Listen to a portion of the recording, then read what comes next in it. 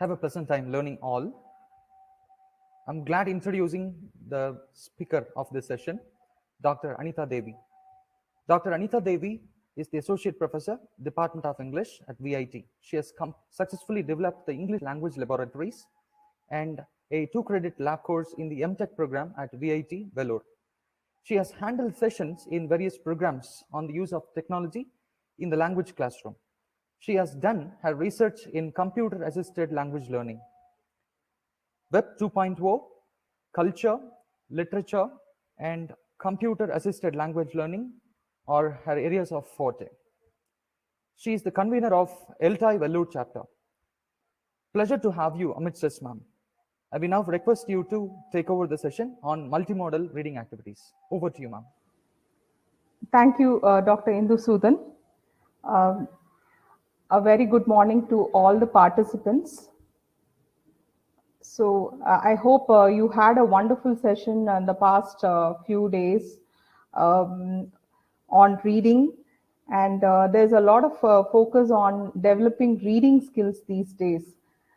Of course, most of us as teachers, we would like our students to read, and we also would like to continue to read throughout our teaching learning process, and we have to accommodate a different variety, or I would say hybrid texts. We have to include all those.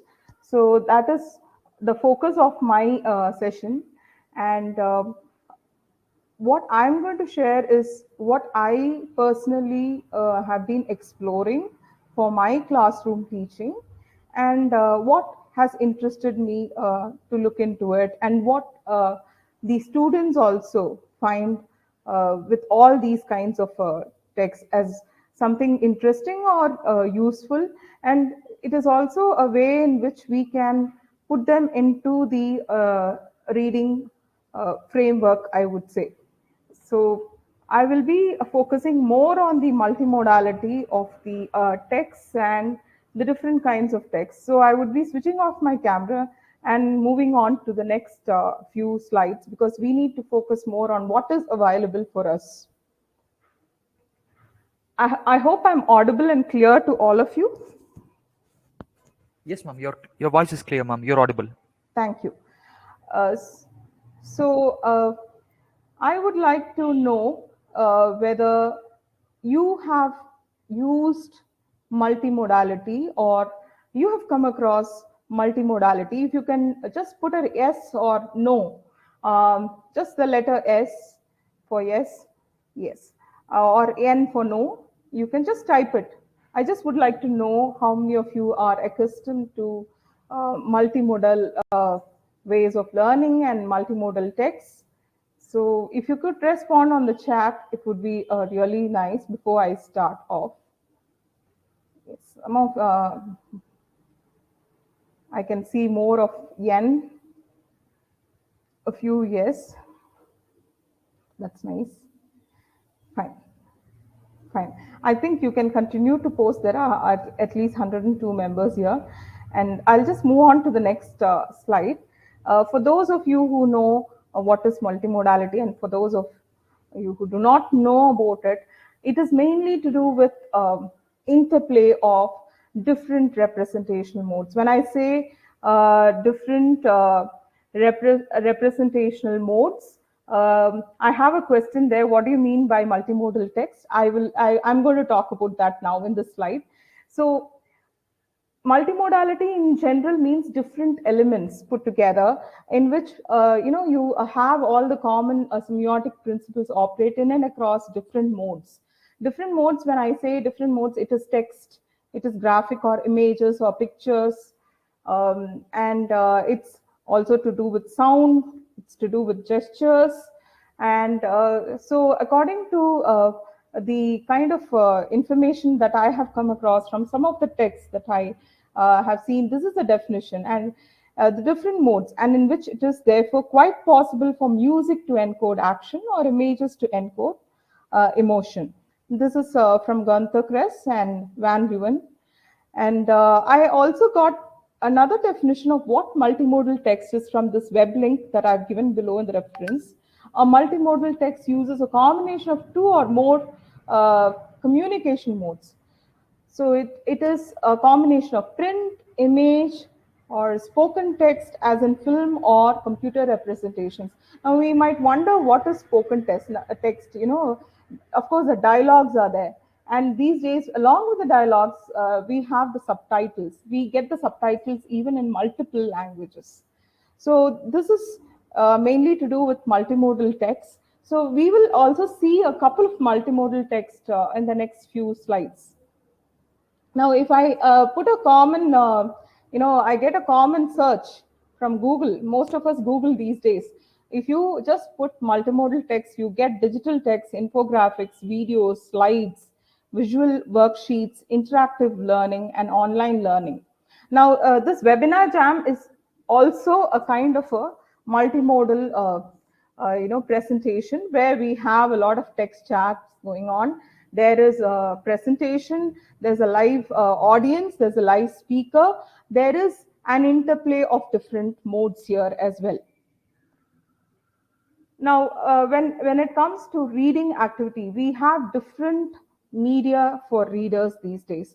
So we have a kind of a change in the way the text is provided to the reader. So there's a combination of elements: videos, pictures, images, graphics, photos, or with audio or without audio. It could be just sound, or it could be with a language, any language for that matter. And we also have a lot of interactivity that comes in. Hands-on exercises are there. You would have heard of interactive television. I hope most of you have heard about that. Now, in Google Earth, now that's a common way. You know, most of us try to explore different things, and with Google we have a lot of features, and Google Earth is one common feature where we have a lot of interactive text coming in.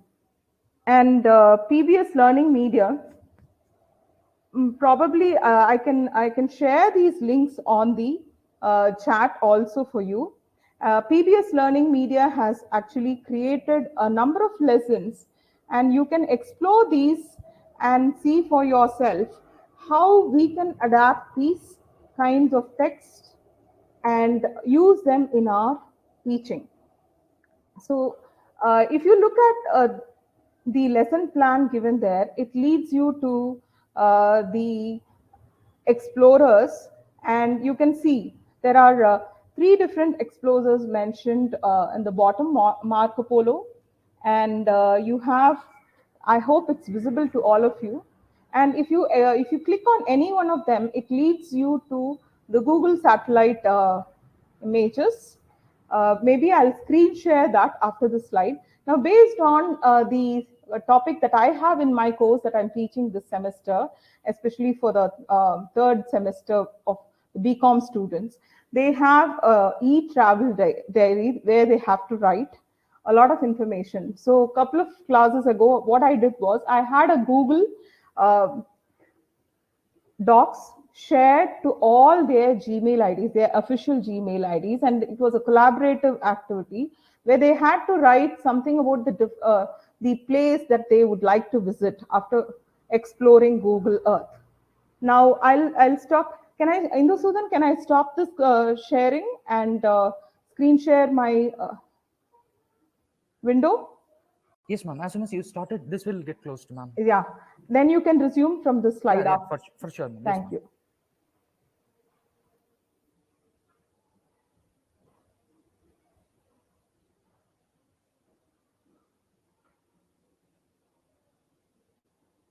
So you have a feature called Voyager in Google Earth, and you have a number of links to different Voyagers, and you also can have a project that you can create as a teacher here. So this option allows us to add projects over here, and we can ask our students to explore. Now, I did not click any other place for you here for want of time, but I'm just going to place this link over here, and you can explore what are the other kinds of explorers who visited India, or what kind of lesson plans that you can give. And in some of these lesson plans, the interesting part that I found was there was a there are at least a few words with the meaning, and there are certain comprehension questions. There are worksheets that can be downloaded. There are lesson plans also. But interestingly, there are only 3 explorers mentioned. As teachers, we can add a lot of information and add text to it. Susan, I can have the slide here. Yeah, thank you.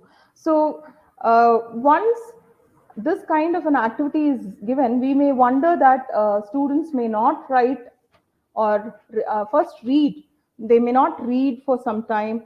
They may not respond to our activities. But when we give it as a synchronous activity, that is, when I said I shared the Google Doc with their name and register number, and in one doc they had a kind of a cell where they had to write a short paragraph after having read, and with a couple of questions and indicators. Every other student, even the reluctant reader, had to read something and complete the activity. At the end of the class, maybe if I had a choice of 10 to 15 minutes for reading, and then just brainstorming the ideas, sometimes they would take a little more time with the breakout room activity, sharing experiences with their friends, and then putting everything on the Word doc. As a synchronous activity, what happens is when I scroll up and down the document, they know that their friends are also writing, so definitely they have to complete it. So it becomes a kind of a peer pressure and peer motivation to complete the task. So when I'm talking about multimodal text, okay, you want me to share the Google Earth link again? I'll share it. Yes. So you can see in multimodal material, in Google Earth itself, you have sections like nature, education, and there are other topics also. From nature, I've taken a kind of a documentary which has different modes. You can see different modes. There's a YouTube link over here. And Kriti Karant is actually an environmentalist, a conservationist, and she has a lot of work done, and there's a lot of information on National Geographic. There's a interactive map linked to it. Everything opens in the Google Earth website itself. If you want, you can move out and explore the video in YouTube as a separate browser tab, and you have a couple of slides here. That's quite that. This is a kind of a multimodal text. If you look at a website, so you have short paragraphs, and if you would like to read more, it leads you to National Geographic page where the complete text is there. So these can be adapted. I've given the link over here as well. So these can be actually shared to the students. You can plan for a synchronous or asynchronous activity. So this link also, I'm not screen sharing. Maybe if we have time, we can play it for a few seconds, and you can have a glimpse of it. Yes, I'm putting the link there on the chat. Sudan, you've stopped the screen sharing? Yeah. I'm moving on to the next slide. Now, what can be done with such a kind of a multimodal text on Google Earth? We may wonder. There are lots of options. It's just a kind of a page related to environment and national parks. Of course, we can do a lot of skimming and scanning activities. Then we can lead the students to do intensive and extensive reading. A similar website is from the World Heritage sites on UNESCO. So you can use that as well. Fine. I hope now it's clear with the multimodal text. Now in this text, you can see when I browse through the slides over here, I'm on the 5th slide here, there's only a picture. In the previous slide, if you see, they had given a YouTube, which would play embedded in this browser itself. You can experience it. I have shared the link on the chat. Would you want, if you want to play it here, I will request Sudan to do it. Otherwise, we'll move on to the next slide.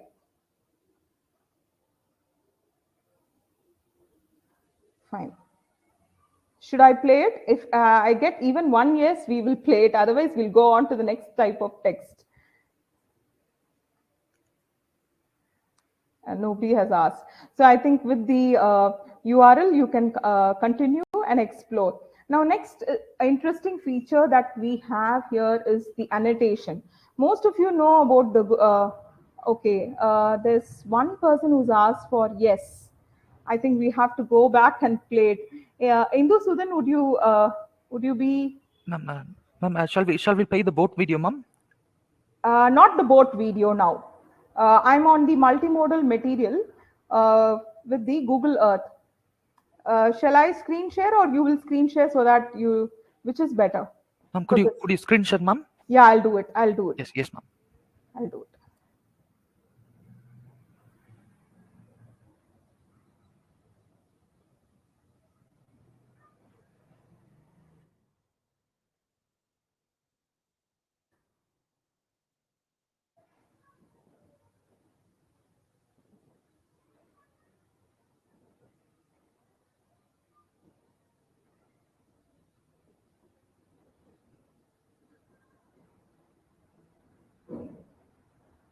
Now you can see the page live over here, and you can see the text about the conservation scientist and her work.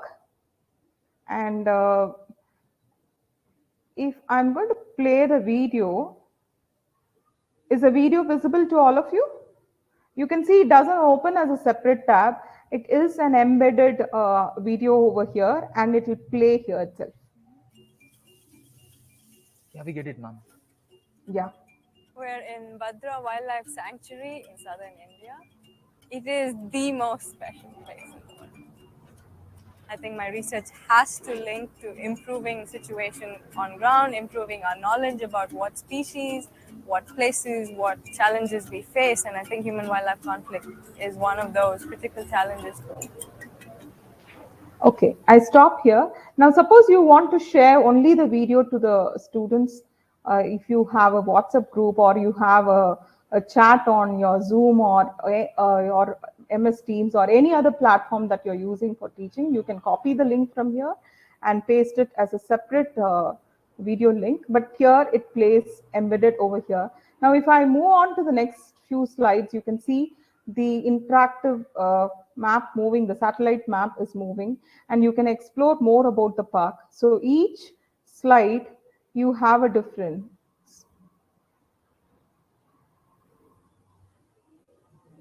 So you can design questions and tasks related to the map, the text over here, the video, and you can also ask different stories. You can link them with literature, and you can also create the project. Fine.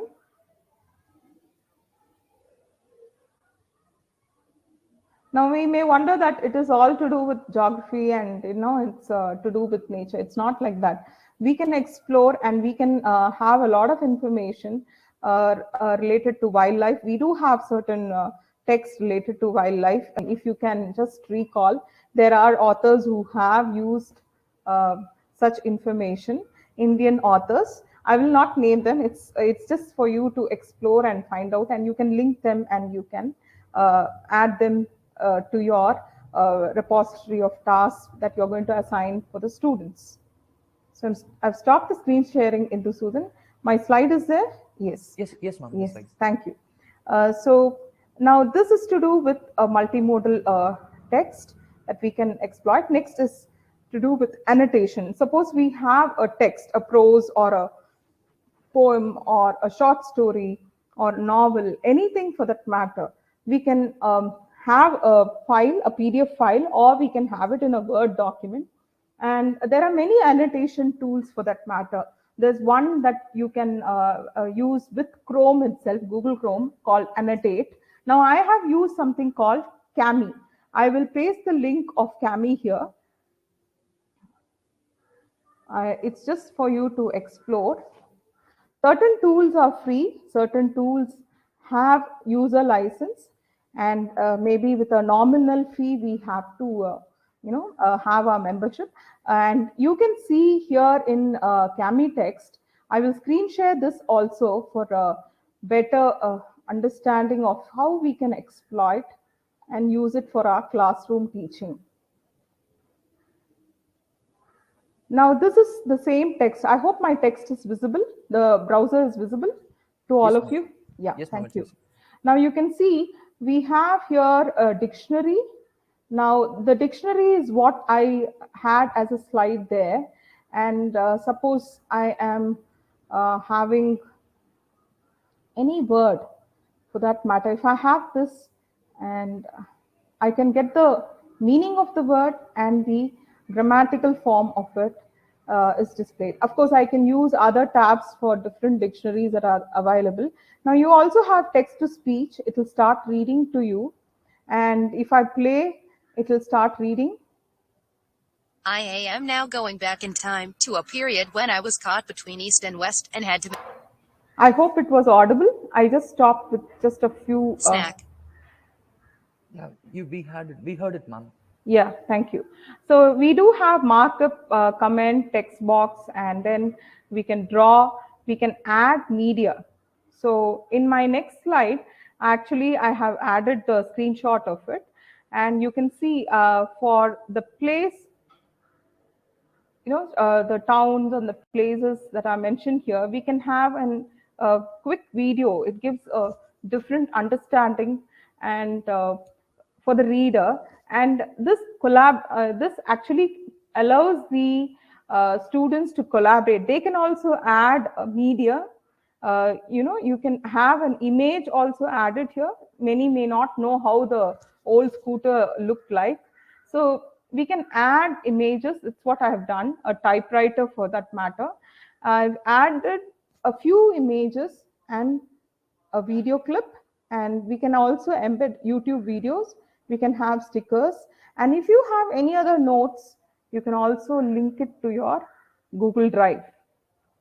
That's one thing here. So now this is something that is quite interesting. I have also highlighted a few phrases here. I'll show that in my slide. Now we can share this document with all these students and we can ask them to collaborate and add their notes over here. So this is what we can do, and we can use this kind of a tool, the Cami, or any other annotation tool like Hypothesis or Google Docs. Google Docs, maybe we don't find this kind of a feature. It always comes on the area which is beyond the document. I'll go back to the slide. Yes. Now I have just given this link over here. I hope I have given, yes. And here I've given the images. Now you can see we can turn on the sharing and we can share it with as many people as we want for a document. Now this chapter is from Ruskin Bond. Okay, The India I Love by Ruskin Bond. And I have given a kind of a question over here for the students. Identify and highlight the phrases that indicate time in the chapter. Now this is chapter 9, The India I Carried with Me. So what I have done is, Yeah, I have marked a few phrases. I'll just show it.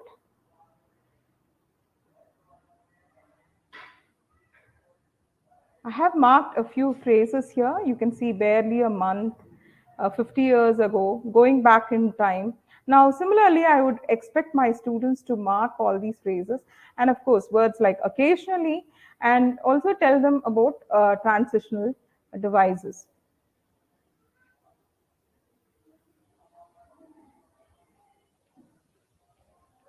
Indusudan? Yes, thank you. Now, so the next part of this activity is like write a blog post on the author's experiences during his stay in Jersey and India. So they can paste the link of their blog in the same document. So I get most of their blog posts and the paragraph that they have written. So this is what I have done, and I've screen shared. And when we just do the markup, okay, markup, we can have the highlighting done with different colors, and we can also ask them to do it. One thing that I find over here is maybe if we do not know which student has marked it, if we explore how the sharing works, then only we'll have to have a mechanism, a kind of plan, how they have to post it if they have the link, whether they need to do it with a name and register number or roll number, whatever, so that it is a bit organized. Somebody says I'm not audible. Oh, we hear from you, ma'am. You're audible. Yeah, okay. I have a question. How do you share an annotated website with students as a screenshot? Okay, we can use flipping tool.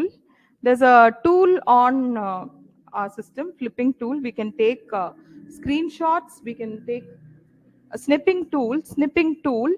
I think you do have, I'll just put it there.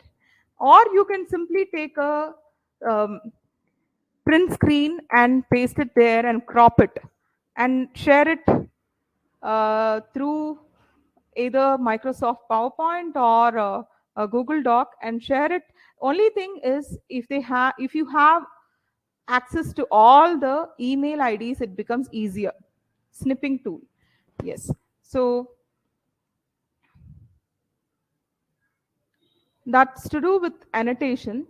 And if we need, some of these exercises like checking the meaning, checking the phrases and chunking, it can be a lower order thinking exercise. So now suppose we need to go higher with the digital Bloom's taxonomy and have a synthesis activity. We can use Plotagon. Plotagon, of course, in one of the later slides, I'll also have the video link played for you, how we can create an animated scene with dialogue. So when the student has to do it, they definitely need to read the chapter. Yes, the links work. No, the links don't work if we have a screenshot. We need to share it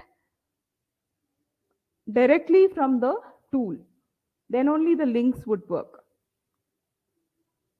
Maybe if you have a screenshot and you are adding separate links, which is possible in a Word doc or in a PPT, then it is going to work for them.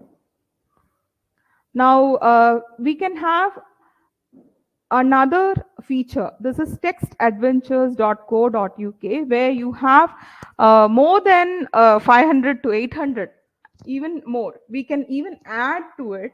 We can add a text from any novel or story which has certain features like adventures to do with directions. Then we can create it. So definitely the student will have to read the complete chapter or the story or the novel or the text completely for more than one time. The more they read, they get ideas to modify certain sections of the text to create prompts in the game. Indusudan, I would request you to share textadventures.co.uk because I am unable to Yes, open ma'am. the I've shared in the chat box, ma'am. You shared it. Okay. Yes. Thank you. No, would you be able to show the web page? Is it possible? Yes, ma'am. I'll make it here. Yeah.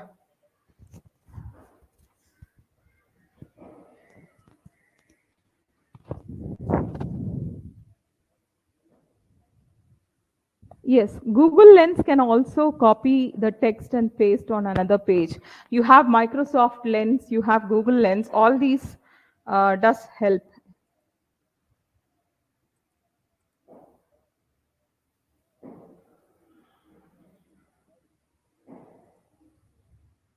Shall I wait in the Sudan or shall I move on to the next slide? Ma'am, I have started sharing it, ma'am. Okay.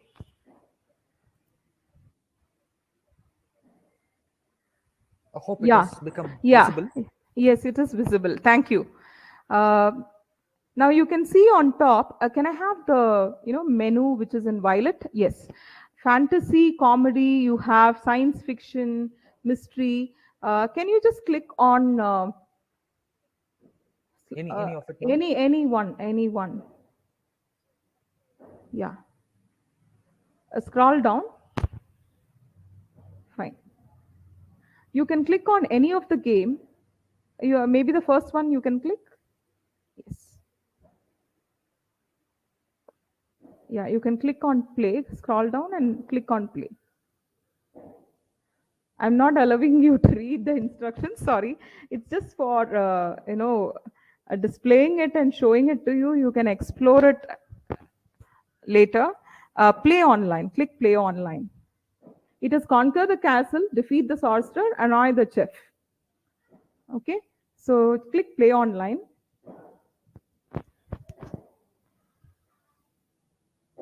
Indusudan? I'm sorry, ma'am. I don't get the option to play online here. You can see the green button. You can see here. It's there on the screen. Next to the text, you have the running text, right? Pledge a payment per game. Below that, you can see a green color box. Yeah, ma'am, but with the play. I don't see it here, ma'am. You are not able to see it. Okay. No.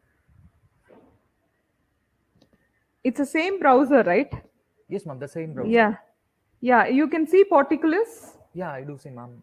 Just next to that, you can see the text, running text, the city of... No, I don't get it here, ma'am. Okay, fine. It's okay. Now, if we click on play online, you have running text of the story. And what happens is there's an evil sorcerer and there is a storyline which expects you to find the way out.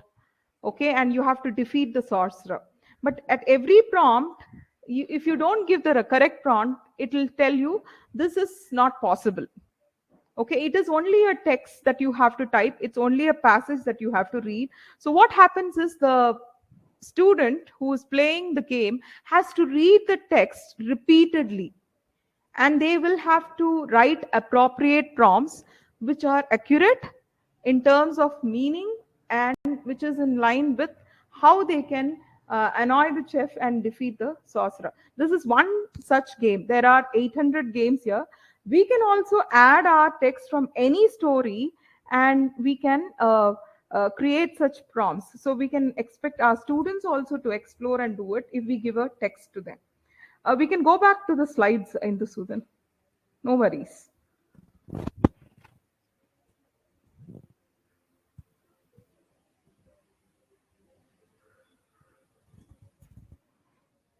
Thank you. Now, when we have such a kind of a game and we have Plotagon and we expect our students to create YouTube videos, there are students who create short movies, short films, and there's a lot of research that is being done in this area. And it's not that, we find it commonly in language or literature research. We also find it in computer science research, where a lot of information goes on into creating such platforms for getting metadata.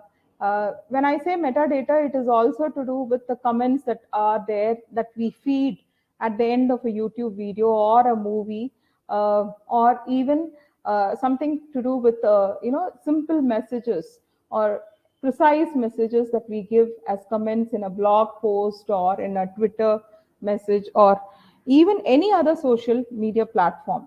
So this particular research by Kim, it's to do with data visualization stories, data driven visualization, and where he talks about movie scripts.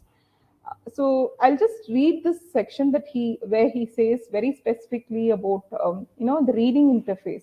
In addition to quickly grasping the narrative structure of the movie through the visualizations, a user can create the actual movie script in order to inspect the details of each scene. Here, he gives us a kind of an indicator, which I've taken. Yeah, I have given the link of the complete thesis. You can have a look at it. Read character dialogues and actions in a specific scene and identify the position of the scene in the global context. The purpose of the script view is to supplement the visualizations by enabling close reading. Now, this kind of a reading happens online frequently. Okay, if it's not just to do with movies, it's also to do with data-driven visual stories. The script is shown as a segmented list of scenes, each of which corresponds to a column in the visualization. There's an image to it. You can, this image is to do with the Pulp Fiction movie that's there, and it's clearly depicted in his thesis. Both the visualizations and script reading interface are coordinated so that a user can dig into the script of each scene from the curve and vice versa. While the scenes are initially arranged in the movie's narrative order, the user can read the script in story order by flipping the axis of the narrative curve. Now, what I found it as mind-boggling is the audience, the user becomes a part of the whole script. There are certain features that are available that makes the audience part of the creation also here. So that's where the multimodality creeps in, and we need to look at movie scripts also in this angle. Similarly, if we look at, now here it is just to do with movie scripts. We can also think of radio scripts. We have online radios as well, but I've not included it in this presentation. I just wanted to mention about it. Now, when we are talking about movies, we do have a lot of images, pictures, data, getting into infographics in all our dailies these days, newspapers, magazines, online. Now, this interesting infographic I found on infographics that help improve reading skills, and it is an infographic collage. So if I click on each infographic in that page, I can actually read what that infographic, and I've selected one and I've displayed it in the next slide. How audio promotes literacy, and the interesting fact that I found here is it increases reading accuracy by 52%. That's why we do have a lot of audiobooks these days, and we have text to audio that we saw in an Annotate tool. We do have it in Google Docs also. You can also dictate your text and you can write. Now I have given this link from Microsoft. I will share it on the chat for you, and it has a lot of interesting activities to do with creating infographics. Now, some of the common tools that are available are infographic Engage. We can have a login. So some of these links, we can even use our Gmail account link and create a login account and create infographics. PictoChart, Infographic, Canva, and Visme. Okay. And some of the tasks that I've created here is create an infographic on the themes. We normally don't find a lot of infographics on the books, the characters, the novels, the short stories. So This was something interesting for me. Create an infographic on the themes, characters, and literary elements in the novel or short story. It could be just one novel or a couple of novels on similar themes or by the same author. Create an infographic on the climate fiction novels. Include details from novels on climate change, climate emergency, climate anxiety, climate trauma, and climate strikes. Now, we have a lot of articles on climate fiction. We can share that here. Now, one such link I have given here, and it's from the article published in The Guardian. Now, more than ever, novelists are facing up to the unthinkable, the climate crisis. Claire Armitstead talks to Margaret Atwood, Amita Ghosh, and more about the new cli-fi. Read the article from The Guardian. So, and read these authors' novels and prepare an infographic. So there are a couple of novels that are listed, and there are mentions about how they are taking the global scenario and they're going beyond imagination, and what is most strange that is being depicted there is captured in their novels. So these are activities that we can think of incorporating in our language or literature classrooms. Now, I did mention about data-driven visual stories. Now, this is something really interesting. And we come across data-driven visual stories in the linear static form in a printed newspaper or a magazine. But we do have a lot of dynamic images and graphics there. I will show one such example. Now here, Barbara Tversky in her chapter, she is talking about how the words are and how the graphics are actually looked at and how it is being taken to a different level. She says pure words are meant to be read in order and often are. This most of us know. Graphics typically do not demand or even guide an order of taking in the information. The absence of guiding order can be confusing to some readers, doubly confusing when words and graphics are combined, and triply when interactive. This is very true. If we don't have a guiding order in the text, if we don't have an indication, we may not know how to read the graphics there. We may not know how to interact with the text. Now, there are two texts that I've taken from the chapter, and maybe the first one I will show it as a sample. I will screen share it and show. That's in Gaza, a pattern of conflict. Here, there is textual narrative with scrolling. That is, we scroll through the text and there's a lot of narrative that's there, and there's color mapping to link visualization. The next one is strong hiring still isn't bringing pay rises. Traditional long form textual narrative and brief audio narration is there. For brief audio narration, I'll actually show something that is something common to us, which we read as short stories. I will show that as well. I'll screen share this.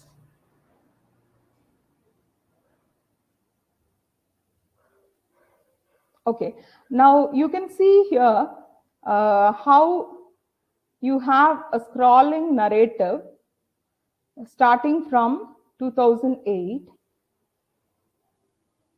and it goes on, okay, till 2014. Now with color mapping, you can see here there is from day one the number of rockets that have been used in this conflict, this fight, and you can see the numbers rising and what has happened to the people there. So each day you have this color mapping, and we don't find these kinds of texts usually in whatever we choose. Sometimes we need to choose these kinds of graphics and these kinds of text also to show how the narrative is and how the story is flowing from one point of time to the other point of time. Okay, the text is totally hybrid. It is not the regular kind of newspaper article that we find. I will show the other text that I have. For want of time, I will just show with the audio narration. Both are from the New Yorker.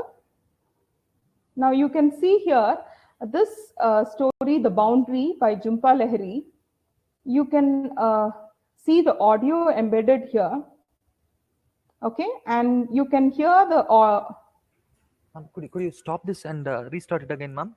So Yeah, that we'll get the view of the current. Yes, yes, yes. I'll do that. I'll do that. I'll do that.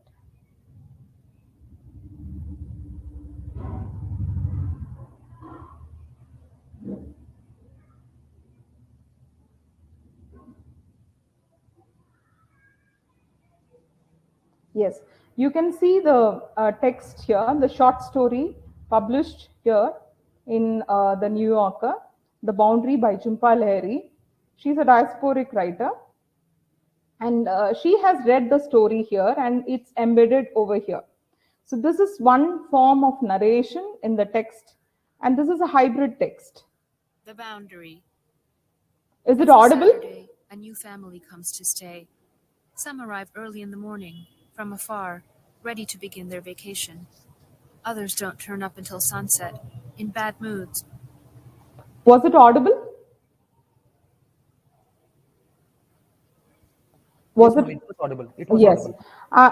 I think this can actually be played by most of you individually, and you can explore how the text is. I'll stop the screen sharing and go back to the slides. Is the slide available? Yes. So this is how, of course, here it's to do with data, but how the different forms are being incorporated, it's quite obvious here. Sometimes we do have short video clips also coming in. Now, Webster talks about picture and text. Reading picture reading, Hassan explains further, it is not that some ideas or attitudes are ideological and others are not. It is simply that through experience, we develop a particular way of relating to whatever we encounter in life. In the conjunction of matter and meaning of objects seen and eye that sees, Wordsworth, 2008, we draw on the meaning-making potential of language, grammatical energy to transmit, and to other eyes make visible our vision of the world, our theory of the human condition, and our ideas about the language. So there's a lot of meaning that evolves when we, there's a lot of interpretation that comes when there is a picture, when there's a graphic, when there is audio embedded along with the text. We start seeing through the audience when there are comments also added to it. It's when I say comments, suppose the story is published with a feature where the audience can interact and comment there, we also get to know their interpretations.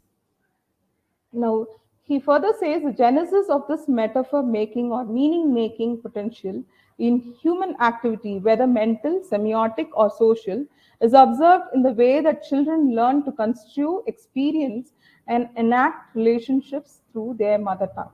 Now, this is very true. Now, there are, of course, a lot of websites in other tongues as well, there in other languages as well.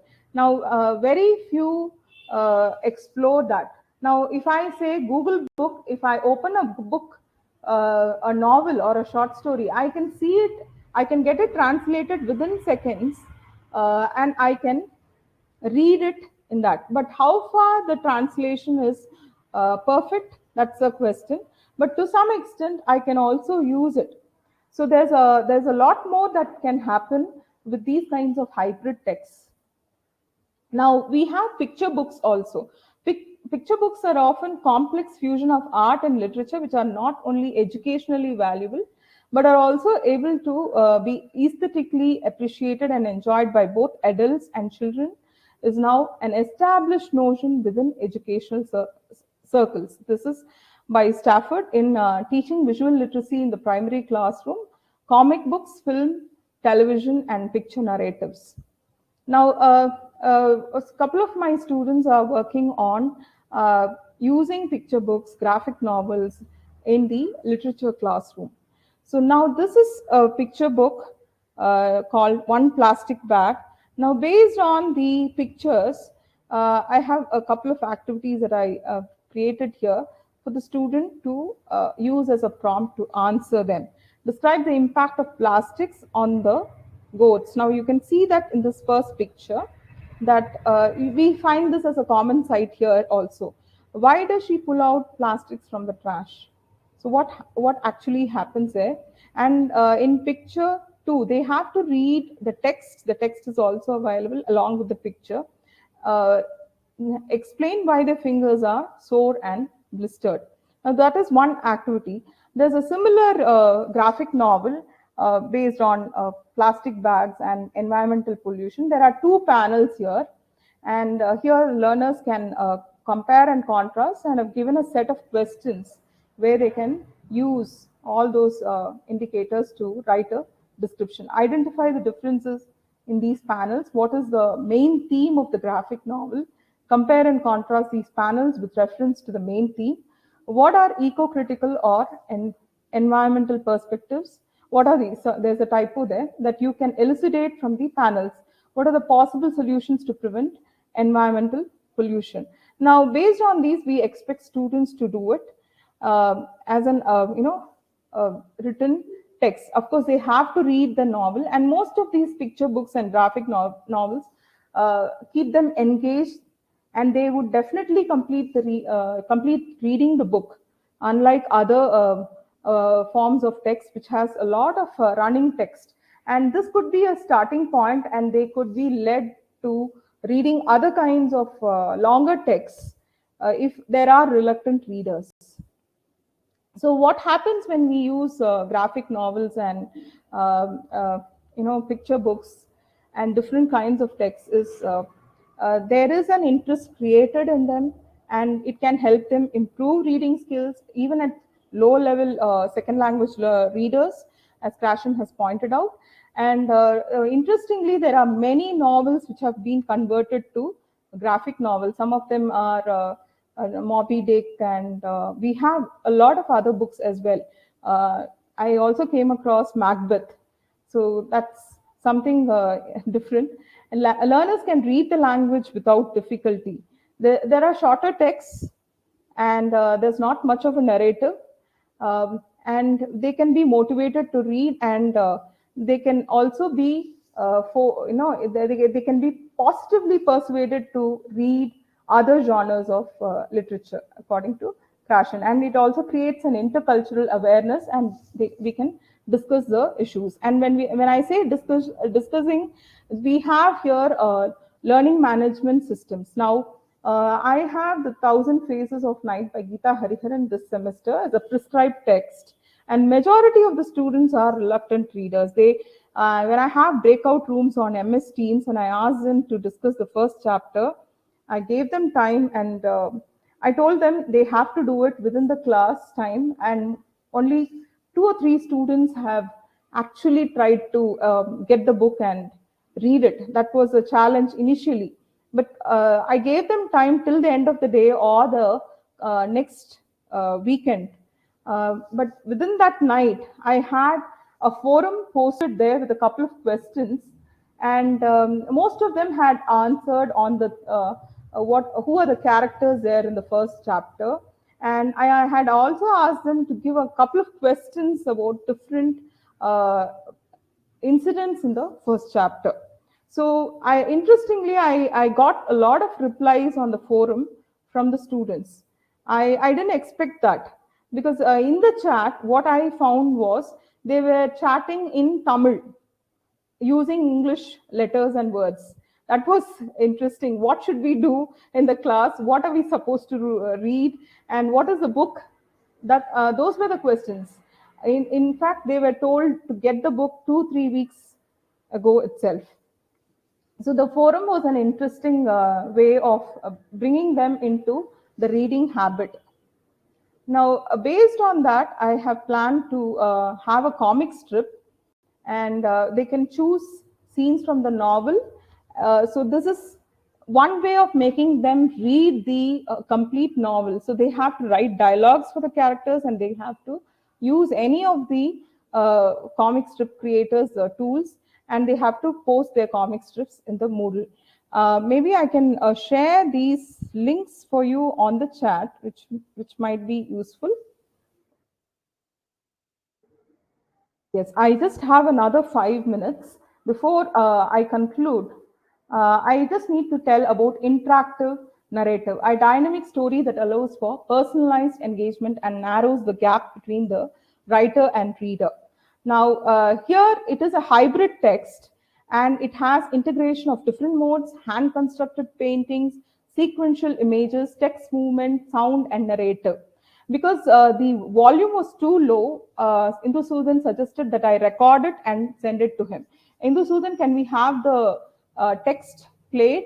Yeah, right, ma'am. I'll play it now. Yeah, thank you. Meanwhile, I'll share the link. You can also experience it in the browser.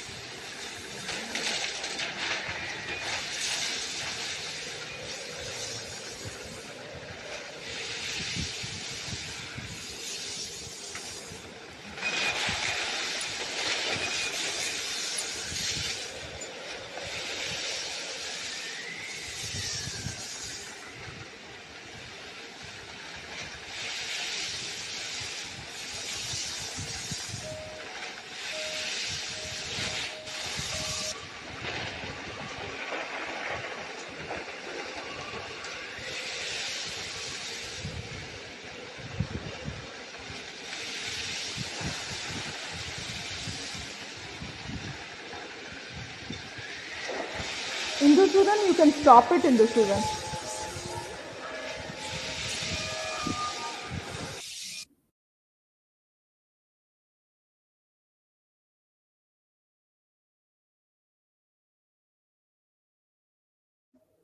Am I? Yes, ma'am. The video has been stopped.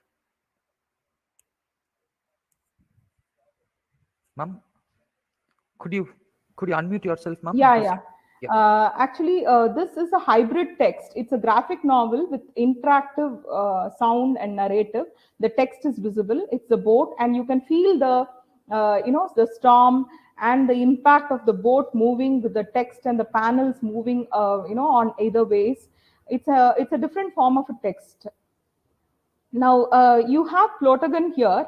For want of time, I'm not playing the YouTube, but rather I am actually sharing the link of Plotagon. If the organizers give me time, we can play for a couple of seconds, maybe not more than that. Just a kind of a tool where they can use the text, convert the text to dialogues, and create scenes with characters and create a movie. Interactive narrative is that. Indusudhan, could you meanwhile share the Google Form link also? Yes, ma'am. I will share it in the chat box now, ma'am. Yeah, thank you. And then you can play this Plotagon for a few seconds. So we can use any novel or short story and ask the student to create a kind of a narrative, an interactive narrative. Now, some of the metacognitive strategies that we can always use and we can always train our students is, it would help them to read better. And the process of knowing will always create a lot of meaning. They can make connections, they can create mental images and visualize and bring it, in reality with all these tools. They can question, infer, and evaluate. They can determine the importance of such a text there and certain sections, and they can synthesize. So we have to remember about Pavio's dual coding theory, the importance of images and verbal information. And what we need to focus on is incorporating visuals, text, and video, audio, animation in our tasks. And remember that we are living in a world where there's a lot of multimodality. There is a lot of reality that is brought in virtual time. So there's a lot of imagination that is recreated and created. When I say recreated, even audience interplay with the text. Understanding the reading models, the different reading models is really essential, and quite often we need to give awareness and training in metacognitive strategies. So there is another way in which we can use PowerPoint slides also. I will paste the link of this PPT where they have used this Death Trap Dungeon by Ian Livingstone, and they've tried to create an on-screen adventure narrative. So this is a game where students are creating in groups. They read the text, they start reflecting critically, and they look for opportunities to create the story with a lot of different modes, such as font, color, sound features. And while revising, they import a lot of sounds to add meaning. So what happens is they reread the text a number of times. So in pairs, the children read the PowerPoint adventure stories, consulting the class list of text type features and looking for opportunities to enhance the meaning. So thank you. Thank you. If you can play that plotagon for a few seconds, it would be fine, Indusudan. Ma'am, do you mean the machine video, ma'am? Yes, the time machine. This has been adapted from the time machine. Yes.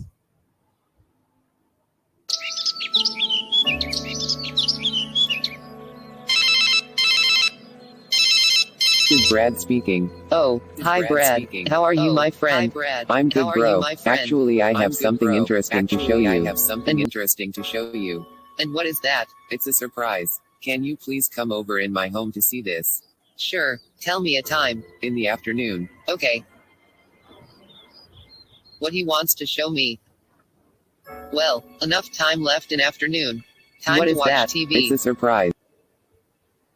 Hello and welcome to the City News. This just inch. Thank you, Indusudan. Thank you, ma'am. Ma'am, shall we move on to the Q&A session now, ma'am? Ma'am, I'm afraid you're on mute now. Could you unmute yourself? Yeah. Am I audible now? Yes, ma'am, you're audible. Thank you.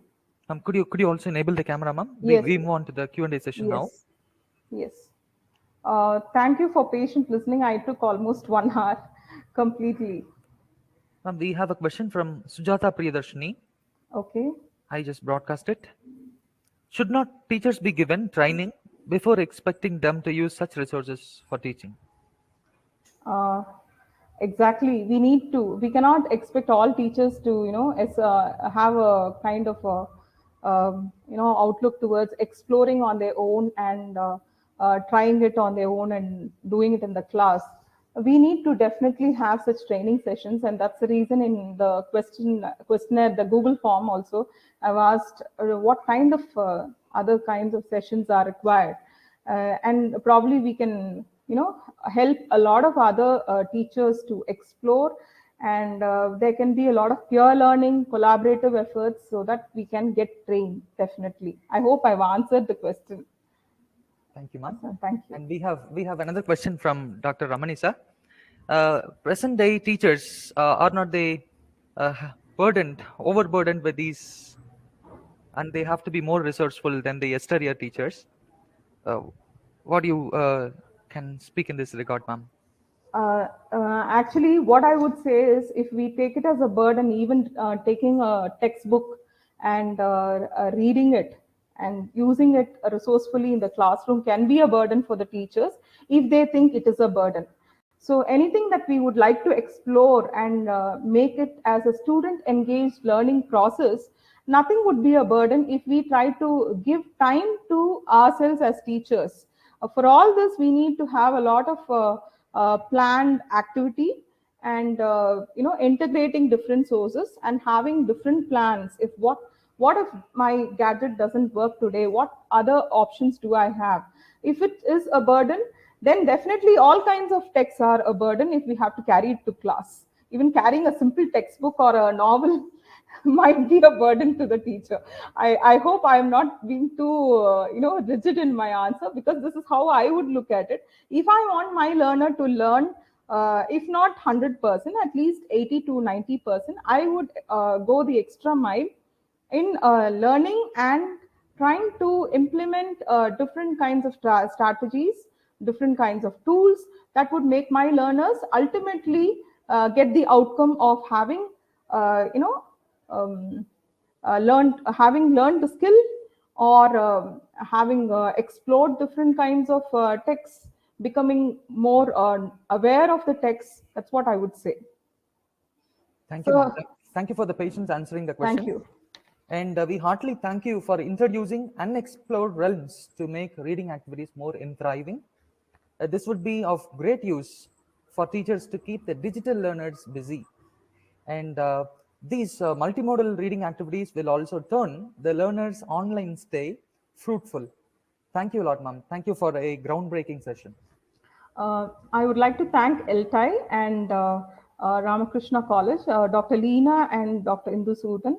I would also like to thank Dr. Ilango, Dr. Ramani, and Dr. Mohan Raj sir and Dr. Xavier for having organized this FDP.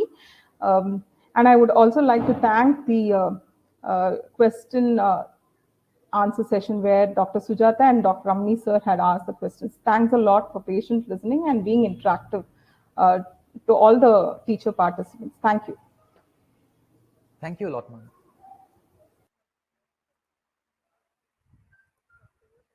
An announcement for the participants.